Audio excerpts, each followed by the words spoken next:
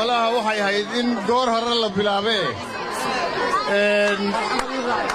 waxaa wanaagsan marka hore horta inaad nidaamka ilaalisaan waayo kaambeynku kama soo hadho ismaqalka kala dambaynta iyo nadaaminta fagaaraha lagu kulmayo anigu badin maayo waxaanse saaka halkan ka bixinayaa digniin kama dambaysa reer waddani waxay kaambeyn ka dhigteen musharaxa xusbiga kulmiye waa dagaal ooge oo wuxuu mas-uul ka ahaa dagaalladii ka dhacay dalka Soomaaliland cabdiraxmaan ciro iyo maxamed biixi yoonis midna goobjoog ma ahayn raggii soo taagnaa anigaa ka mida wixii dhacay aniguna ma jecli inaan raad arooriyo dib u raaco oo aan ku noqdo taariikhdii madoobayd ee Soomaaliland iyo maalmihii xusuusta ay inagu reebi karaan ay xumay laakiin xusbigii waddani la odhan jiray waxaa looga taag leeyahay waar hay inagu celinina sagaashanaadkii inaga daaya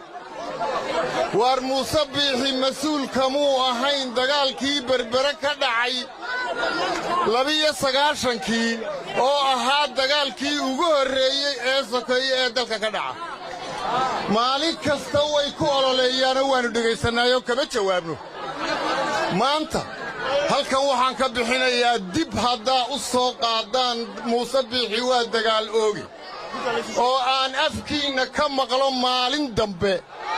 nidar waxaan ku galay kii berberadaa ka dhacay inaan ka bilaabo anugu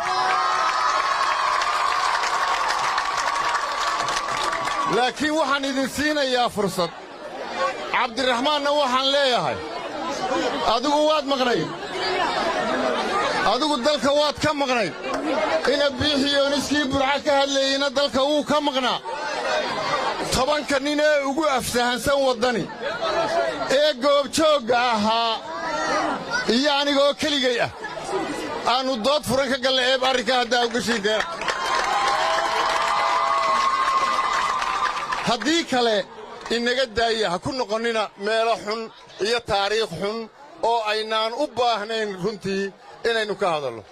ma dhaliil kalaa u weydeen muuse biixi taariikhda in runta laga sheegaa haddii been laga sheego oo anigu aan dhegaysto oo aan isdhegamariyo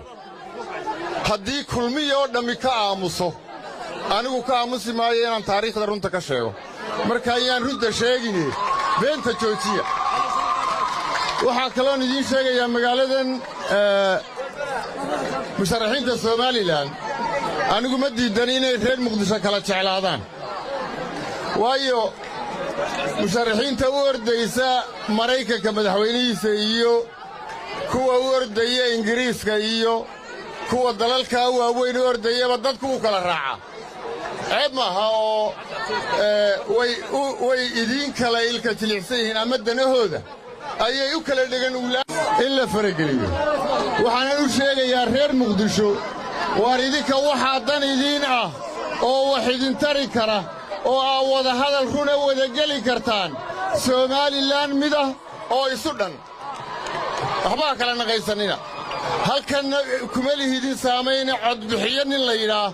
oo kaadh leh ayaa musharaxiinta Soomaaliland kala saaraya waxaan idinku salaamayaa ololaha waxaynu gallay Somalilandna 2 toddobaad ee ugu dambeeya waa 2 ugu halista badan wax fara badan baa isbedeli kara tuugadu way badan tahay codka gaar ka haya inaa kulmiye ugu ridaysaan waan ogahay wassalaamu calaykum waraxmatullaahi wabarakaatuh